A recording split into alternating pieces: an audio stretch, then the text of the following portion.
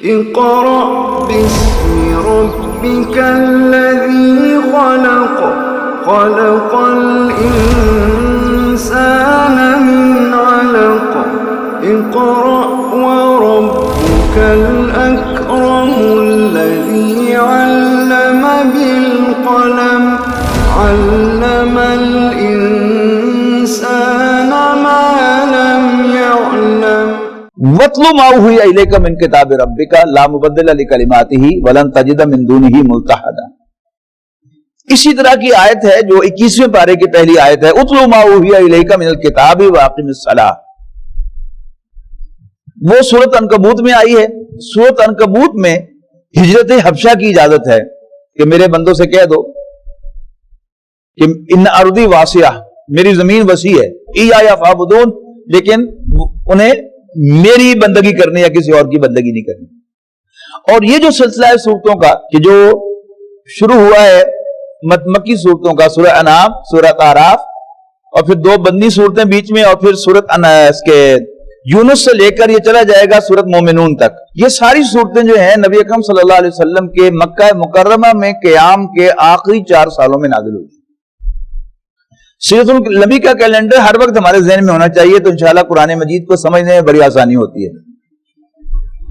نبی اکرم صلی اللہ علیہ وسلم 6 برس میں سے والدہ کا انتقال ہوا، 8 سال کی عمر میں دادا کا انتقال ہوا، 25 سال کی عمر میں حضرت خدیجہ سے شادی ہوئی، اور 40 سال کی عمر میں آپ کو تنہائی بہت پسند آنے لگی۔ آپ غار حرا میں جا کر تخلیہ اختیار فرماتے، وہاں پر آپ غور و فکر فرماتے رہے، عبادت کرتے رہے، جس کو محدثین نے کہا ہے کہ آپ کی عبادت کی نوعیت غور و فکر تھا۔ اور وہاں آپ کو پہلی وحی عطا کی گئی، اقرأ باسم ربک الذی خلق خلق الانسان من علق اقرأ وربک، آگے تک یہ وحی جو ہے وہ چلی گئی، یہ عطا ہو گئی۔ آپ نے 3 سال تک تو مین ٹو مین دعوت پھیلتی رہی، پچھلی نشست میں اس کا ذکر آیا تھا، اور پھر حکم ہو گیا فاصدع بما تؤمر، جس بات کا آپ کو حکم ملا ہے اب اسے ڈنکے کی چوٹ کہہ دیں۔ تو نبی اکرم صلی اللہ علیہ وسلم غار حرا پر چڑھے، اور آپ نے وہاں پر اعلان فرمایا کہ تم جیسے رات کو سو جاتے ہو، ایک دن مر جاؤ گے، اور پھر مرنے کے بعد دوبارہ زندہ کیے جاؤ گے اور اپنے رب کے سامنے پیش کیے جاؤ۔ اب یہاں سے آپ کی مخالفت کا آغاز ہوا۔ نبی اکرم صلی اللہ علیہ وسلم کی پشت پر بنو ہاشم تھا، ابو طالب نے آپ کو آؤٹ رائٹ سپورٹ دی کہ منڈا ساڑا ہے، خبردار انو ہاتھ لایا۔ لیکن باقی جو صحابہ تھے جن کا خاندان ان کے پشت پر نہیں تھا، غلاموں تک کا طبقہ، نوجوان، ان کا معاملہ کیا تھا کہ ان پر بہت تشدد ہوا، یہاں تک کہ سن 5 نبوی میں انہیں حبشہ کی طرف ہجرت کرنے کی اجازت مل گئی۔ اب جب بھی حالات سخت ہوں تو انسان کے لیے واحد سہارا جو ہے وہ کیا ہے؟ وہ اللہ تعالیٰ کی ذات ہے، یعنی انسان کا سینس آف بلونگنگ ود اللہ، اللہ تعالیٰ کا انسان کے ساتھ اس کا اٹیچمنٹ کہ ہے وہ میرے پیچھے، یہ انسان کے غم کو بالکل ادا کر دیتا ہے، خواہ عملی طور پر کچھ بھی نہ کیا جائے۔ اس کی میں مثال دیا کرتا ہوں کہ جب ہمارے ہر گھر میں، اب تو موبائل فون آ گیا نا، ہر شخص کی جیب میں 2-2 3-3 موبائل فون ہر وقت ہیں، تو ایک زمانہ تھا کہ پورے محلے میں کسی ایک گھر میں ٹیلی فون ہوا کرتا تھا، اور جب بھی کسی فیملی کا کوئی نوجوان پڑھنے کے لیے جاتا تھا، اس وقت امریکہ کا زیادہ نہیں ٹرینڈ تھا، انگلینڈ میں جانے کا ٹرینڈ تھا، سے کوئی FRCS کرنے کے لیے، MRCP کرنے کے لیے، MBBS کرنے کے بعد گیا ہے، اور وہ ہر 6 مہینے کے بعد امتحان دیتا تھا اور اس میں فیل ہو جاتا تھا۔ وہاں پر وہ کام کر رہا ہوتا تھا کسی ریموٹ ایریا میں جہاں مسلم کمیونٹی نہیں ہے بالکل، یعنی شاید وہ پورے اس ٹاؤن کے اندر، اس ہاسپٹل کے اندر اکیلا مسلمان ڈاکٹر ہے۔ تھا وہ نیک آدمی، شراب نہیں پیتا تھا، اور ڈسکو میں بھی نہیں جاتا تھا، بدکاری بھی نہیں کرتا تھا۔ تو وہ جب رزلٹ وصول کرتا تھا تو پریشان اپنے اپارٹمنٹ میں آتا تھا، اپنے کمرے میں آتا تھا، اور آ کر وہ کیا کرتا تھا؟ وہ اپنے ڈراز اور اپنا سوٹ کیس کھول کر اپنے ماں باپ کے، اپنی بیوی کے خطوط نکال کے پڑھتا تھا، اور اپنے بچوں کی، بیوی بچوں کی، اور اپنے بھائی بہن بھائیوں اور والدین کی تصویریں نکال کے دیکھتا تھا، اس سے اس کو سکون ملتا تھا. یہ اصل میں کیا فینومینن تھا کہ to have the feeling of belonging, کہ میں اکیلا نہیں ہوں، یہ میرے بوڑھے والدین ہیں جو میرے لیے دعائیں کر رہے ہیں، یہ میری بیوی ہے اور میرے بچے ہیں جو میرے منتظر ہیں، یہ میرا قبیلہ ہے، یہ میرے بہن بھائی ہیں. تو یہ کیا تھا؟ یہ اس کو سپورٹ کرتا تھا، اب طاقت ہوتی تھی. قرآن مجید کا ایک تو نا اس کا ہدایت کا فنکشن، وہ تو ہے اس کا ابدی فنکشن، لیکن اس کا ایک بہت بڑا فنکشن کہ جو نگلیکٹ ہو گیا ہم سے، وہ کیا تھا کہ یہ اللہ تعالیٰ کے ساتھ ہم کلامی ہے. خط جو ہوتا ہے نا، یہ آدھی ملاقات اس کو کہتے ہیں.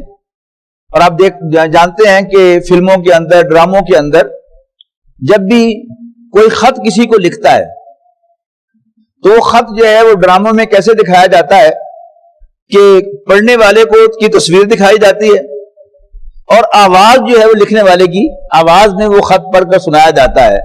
تو that gives the feelings of ہم کلامی، کہ یہ آپس میں گفتگو کر رہے ہیں. خط لکھنے والا، جس کو خط لکھا جا رہا ہے، اس کے ساتھ ہم کلام ہے. تو قرآن مجید کیا ہے؟ یہ اللہ تعالیٰ کا نوع انسانی کے نام اوپن لیٹر ہے. جب بھی ہم پریشان ہو جائیں تو بڑا آسان نسخہ ہے اپنی اس پریشانی کو دور کرنے کا. قرآن شریف کھولیے، وضو کر کے قرآن شریف کھول لیجئے. اگر آپ کو قرآن مجید یاد ہے تو بس کھڑے ہو جائیں ہاتھ باندھ کے وضو کر کے اور پڑھتے چلے جائیں، طویل قیام کریں. آپ اپنے دل میں ایک سکون محسوس کریں گے. اور اگر زیادہ قرآن شریف یاد نہیں تو الحم ترى کیف سے آنورڈ تو یاد ہوتا ہی ہے. پہلی رکعت میں بھی یہی پڑھ لیں اور دوسری میں بھی یہی کر لیں، تیسری میں بھی یہی پڑھ لیں، چوتھی میں بھی یہی پڑھ لیں. کر کے دیکھیے، آپ کو اندازہ ہوگا کہ یہ کتنا کارگر نسخہ ہے، یعنی اپنے دل کو مضبوط کرنے کے لیے.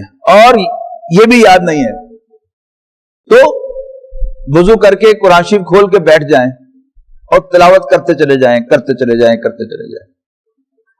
آپ محسوس کریں گے کہ جیسے آپ کے دل کو سکون ملا گیا اور طاقت مل گئی ہے آپ کو.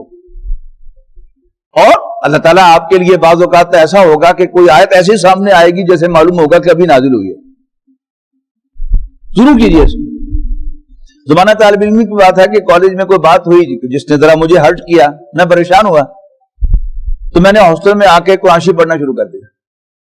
تو ایک ورک میں نے الٹا تو محسوس ہوا کہ جیسے کوئی لفظ رہ گیا ہے. عام طور پر جب ہم تلاوت کرتے ہیں تو توجہ تو نہیں ہوتی، ایسا لگا جیسے کوئی لفظ رہ گیا ہے. 6 سے 8ویں تک میں نے عربی پڑھی ہوئی تھی اور مجھے الحمدللہ 50% کے قریب قرآن مجید سمجھ میں آتا تھا. اب میں واپس آیا تو معلوم ہوا لفظ رہا تو کوئی نہیں تھا، لیکن وہ آیت کون سی تھی؟ وَتَوَكَّلْ عَلَى اللَّهِ، اللہ پر بھروسہ کر، وَكَفَى بِاللَّهِ وَكِيلًا، اللہ کافی ہے کارساز. میں نے کہا جاب ڈن، کام ہو گیا، میں نے قرآن شریف بند کیا، یہ مسئلہ حل ہو گیا.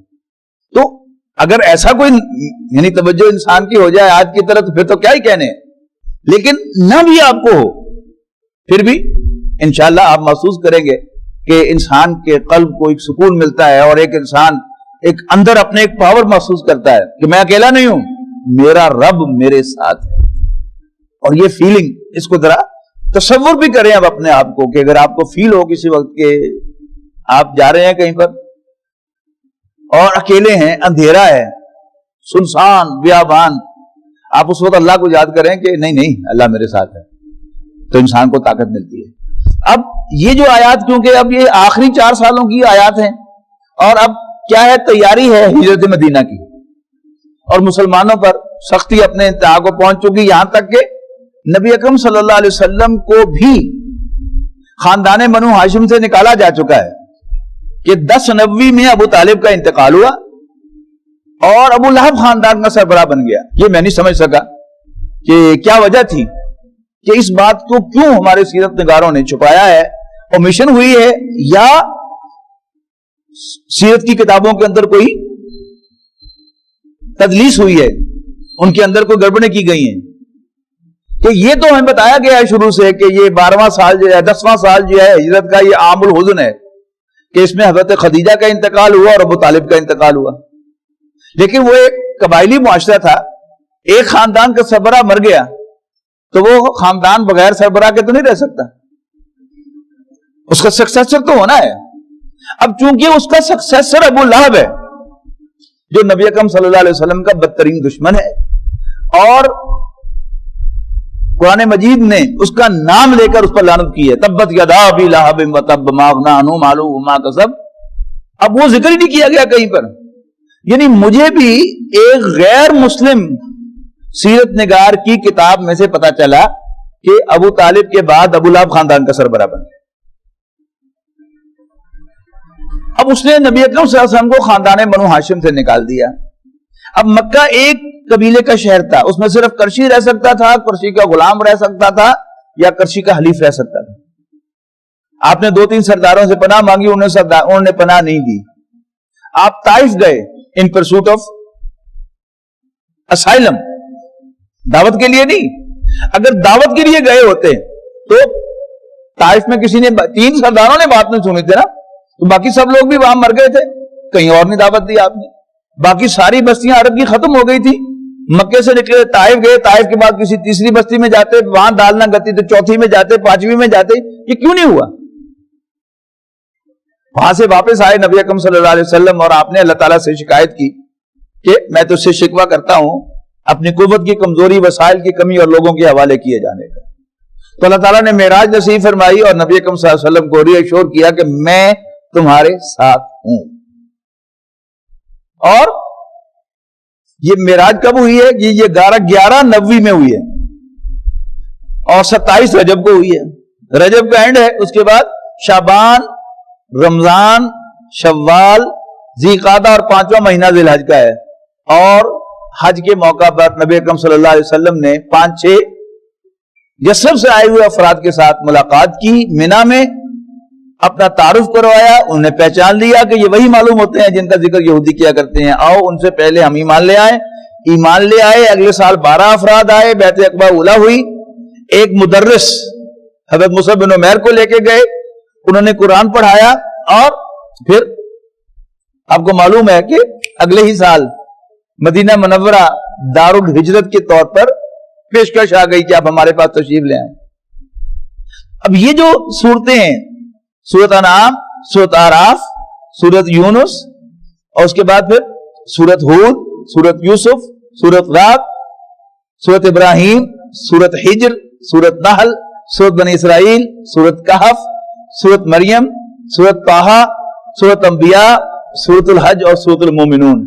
اب یہ وہ 4 سالوں کی صورتیں ہیں کہ جس میں نبی اکرم صلی اللہ علیہ وسلم پر تشدد جو ہے اور صحابہ کرام پر اپنی آخری انتہا کو پہنچ رہا ہے. تو ایسے میں وَاتْلُ مَا أُوحِیَ إِلَيْکَ مِن کتاب ربک، تلاوت کر جو وحی کیا گیا ہے اے نبی تمہاری طرف، تیرے رب کی طرف سے. وَلَا مُبَدِّلَ لِکَلِمَاتِهِ، کوئی اللہ کے فیصلوں کو بدلنے والا نہیں ہے.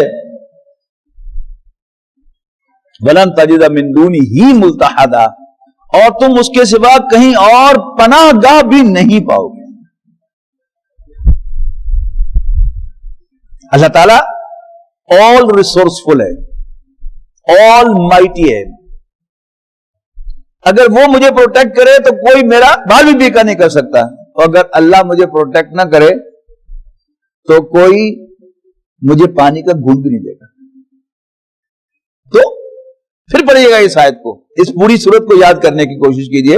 میں نے یہ جو جب سے شروع ہوا ہے یہ لاک ڈاؤن کا سلسلہ، تو میں نے جمعے میں، پہلے جمعے میں کہا تھا کہ اللہ تعالیٰ نے وقت دیا ہے ہمیں فارغ دن بھر، تو گولڈن اپورچونٹی ہے، نیت کیجیے اور قرآن مجید حفظ کرنا شروع کر دیجیے، یا کم سے کم سورت کاف تو شروع کر ہی دیجیے.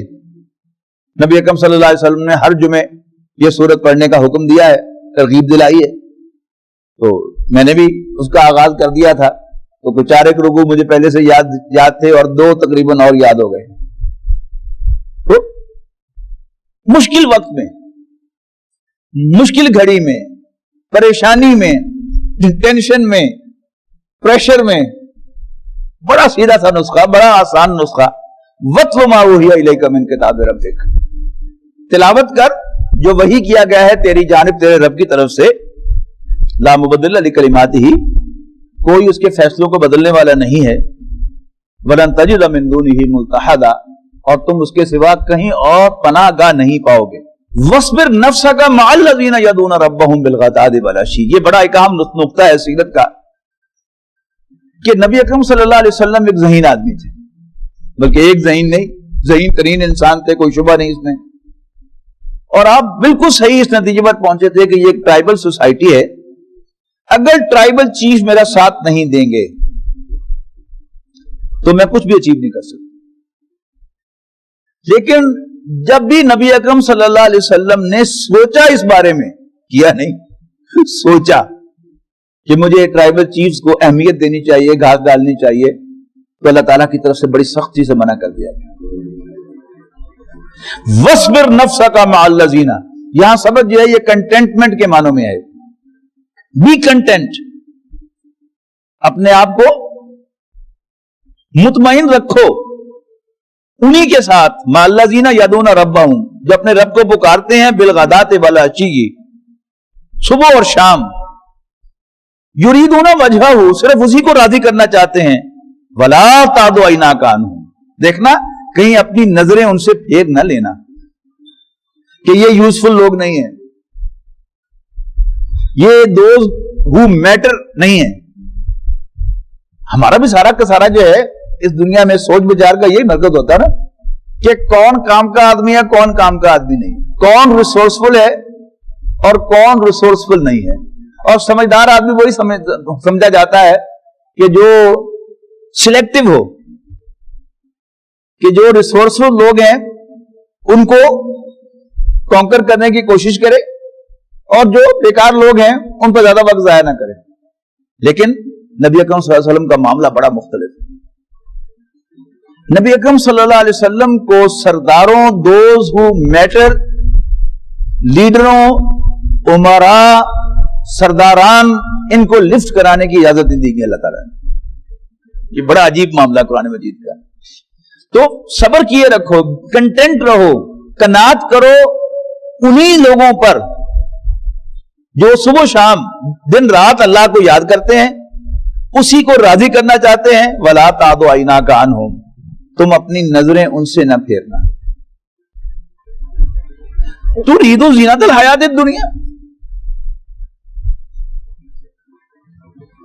تم بھی دنیا کی زیب و زینت سے متاثر ہو گئے ہو، دنیا کی زیب و زینت کو چاہنے لگے ہو. وَلَا تُطِعْ مَنْ أَغْفَلْنَا قَلْبَهُ عَنْ ذِكْرِنَا، یہ کردار تھا مکہ مکرمہ میں جس کا سب سے بڑا ریپرزینٹیٹو جو تھا وہ خالد ابن ولید کا والد ولید بن مغیرہ تھا. یہ ایک امیر آدمی تھا، اپنے باپ کا اکلوتا بیٹا شمار ہوتا تھا. آگے اس کے 10 بیٹے تھے اور ایک سے ایک بڑھ کر دلیر خالد ابن ولید جن میں سے ایک تھے. وہ جو پنجابی کا محاورہ ہے کہ جنہاں دے گھر دانے انہاں دے کمرے بھی سیانے، تو یہ بڑا دانشور شمار ہوتا تھا مکہ مکرمہ کے اندر. اور یہی وہ شخص ہے کہ جس کا صورت مدثر میں جا کے ذکر آئے گا بہت کنڈمنیشن کے ساتھ، کہ ایک مرتبہ نبی اکرم صلی اللہ علیہ وسلم کو قریش نے بلایا کہ آنا ساڑنا گل کر آ کے تم یہ کلیم کرتے ہو جو ہم سورۃ بنی اسرائیل میں پڑھ کے آیا نا کہ یہ کر کے دکھا دو، یہ کر کے دکھا دو، ہمارے سامنے اوپر چڑھو، فرشتے کو نیچے بلاؤ، یہ ساری باتیں. نبی اکرم صلی اللہ علیہ وسلم نے ایک ہی جواب دیا کہ بس مجھ پر تو وہی آتی ہے، میرے ہاتھ میں کوئی نشانی نہیں ہے. تو لوگوں نے کہا کہ ولی تم شانے آدمی ہو، سمجھدار آدمی ہو، تم بتاؤ. تو اس نے بڑی ایکٹنگ کی، یوں کر کے دیکھا، تیوری چڑھائی، ان ہوا الا سحر یوسر، کہ یہ وہی جادو ہے جو پہلے سے آ رہا ہے.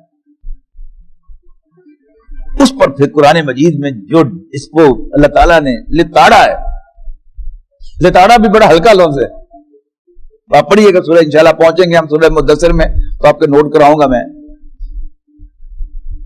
یہ آتا تھا، یہ یعنی بہت پڑھا لکھا آدمی تھا اور بڑا انٹلیکچوئل مائنڈڈ تھا، نو ڈاؤٹ، اور قرآن مجید کی جو عربیت ہے اس سے بہت زیادہ امپریس تھا اور لطف اندوز ہوتا تھا قرآن مجید نبی اکرم صلی اللہ علیہ وسلم کی زبان مبارک سے سن کر.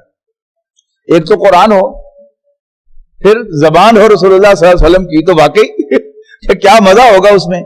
تو چھپ چھپ کے آگے جب حضور صلی اللہ علیہ وسلم نماز پڑھ رہے تھے تو سنتا تھا، اور پھر نماز کے راؤنڈ اباؤٹ حضور صلی اللہ علیہ وسلم سے بھی آ کر ملتا تھا اور کہتا تھا اصل میں آپ کی یہ جو ریجیڈیٹی ہے نا، یہ کچھ آپ کو حاصل نہیں کرنے دے رہی. وہ ریجیڈیٹی کیا ہے اس کی میں آپ کو مثال دیتا ہوں. کہ ہم تو بڑی ٹھاٹ سے مغرب کی نماز میں لاؤڈ اسپیکر پر تبت یدا ابی لہب وتب پڑھ لیتے ہیں. کبھی آپ نے غور کیا کہ مکہ مکرمہ میں کیا زلزلہ آتا ہوگا جب نبی اکرم صلی اللہ علیہ وسلم سورۃ لہب کی تلاوت فرماتے ہوں گے اونچی آواز میں, جب ابو لہب زندہ وہاں پر موجود ہے تو کچھ صلاح ہو سکتی ہے. لیکن رسول اللہ صلی اللہ علیہ وسلم کو اجازت نہیں تھی اس کی کہ آپ جو ہیں وہ آیتیں کہ جو انہیں اریٹیٹ کرتی ہیں وہ تلاوت نہ کریں, اجازت ہی نہیں تھی. لیکن یہ مشورے دیتا تھا. اب کہا جا رہا ہے کہ وَلَا تُطِعْ مَنْ أَغْفَلْنَا قَلْبَهُ عَنْ ذِكْرِنَا, یعنی ولید بن مغیرہ اور اس کردار کے جو لوگ ہیں کہ جو آپ کو آگے بغیر فیس کے مشورے دیتے رہتے ہیں. وَلَا تُطِعْ مَنْ أَغْفَلْنَا قَلْبَهُ عَنْ ذِكْرِنَا, اور مت کہنا مان اس شخص کا جس کے دل کو ہم نے اپنی یاد سے غافل کیا ہوا ہے. وَاتَّبَعَ هَوَاهُ, اور وہ خواہشات کی پیروی کرتا ہے. وَكَانَ أَمْرُهُ فُرُطًا, اور اس کا معاملہ حد سے بڑا ہوا ہے. وَقُلِ الْحَقُّ مِن رَبِّكُمْ, اور کہو کہ حق وہی ہے جو رب کی طرف سے آیا ہے, یعنی جو کچھ قرآن مجید کہہ رہا ہے وہ تمہارے رب کی طرف سے حق ہے. فَمَنْ شَاءَ فَلْيُؤْمِنْ, تو جس کا جی چاہے مان لے. وَمَنْ شَاءَ فَلْيَكْفُرْ, اور جس کا جی چاہے انکار کر دے, دفع ہو جائے. بہت زبردست آیت ہے. اِنَّا أَعْتَدْنَا لِلظَّالِمِينَ نَارًا أَحَاطَ بِهِمْ سُرَادِقُهَا, یقیناً ہم نے ان ظالموں کے لیے آگ تیار کی ہے, ایسی آگ کہ گھیر رکھا ہے ان کو جس کی لپٹوں نے, یعنی جیسے کناتیں ہوتی ہیں نا, وہ کیا ہے وہ سراؤنڈ کر دیتی ہیں اس کو. اور جب بھی کوئی آگ کھلے میدان میں ہو تو اس کی ہیٹ لاس بہت زیادہ ہوتا ہے, لیکن اگر وہ کسی چیمبر کے اندر بند ہو تو پھر اس کی جو انٹینسٹی ہے ہیٹ کی وہ بہت زیادہ ہو جاتی ہے. احاطہ بہم سرادقها, کہ جس کا احاطہ کر رکھا ہے اس کی آگ کی کناتوں نے. وہی یستغیثوا, اور اگر وہ پانی مانگیں گے, یغاثوا بماء کالمہل یشفی الوجوہ, تو انہیں پینے کو ایسا پانی دیا جائے گا جو تیل کی تلچھٹ جیسا ہوگا اور جو منہ کو جھلسا کے رکھ دے گا. بئس الشراب, کیا ہی برا مشروب ہوگا. وساءت مرتفقا, اور کیا ہی بری وہ آرام گاہ ہوگی. ان الذین آمنوا وعملوا الصالحات, یقیناً وہ لوگ جو ایمان لاتے اور اچھے عمل کرتے ہیں. انا لا نضیع اجر من احسن عملا, یقیناً ہم اس شخص کے عمل کو ضائع کرنے والے نہیں کہ جو معیاری کام کرتا ہے. اولئک لہم جنات عدن تجری من تحتہم الانہار, یہی وہ لوگ ہیں کہ ان کے لیے سدا بہار جنتیں ہیں. تجری من تحتہم الانہار, جس کے نیچے نہریں بہتی ہوں گی. یحلون فیہا من اساور من ذہب, ان کو پہنائے جائیں گے وہاں سونے کے کنگن. وَيَلْبَسُونَ ثِيَابًا خُضْرًا مِّن سُنْدُسٍ, اور سبز رنگ کے لباس جو بنائے ہوں گے باریک ریشم میں. وَإِسْتَبْرَقٍ, اور اطلس. مُتَّكِئِينَ فِيهَا عَلَى الْأَرَائِكِ, اور وہ تختوں پر کوچز پر تکیے لگائے بیٹھے ہوں گے. نعم الثواب, کیا عمدہ اجر ہوگا. وحسنت مرتفقا, اور کیا اعلیٰ درجے کی آرام گاہ ہوگی. ويشفي صدور قوم مؤمنين وشفاء لما في الصدور وإذا مرضت فهو يشفين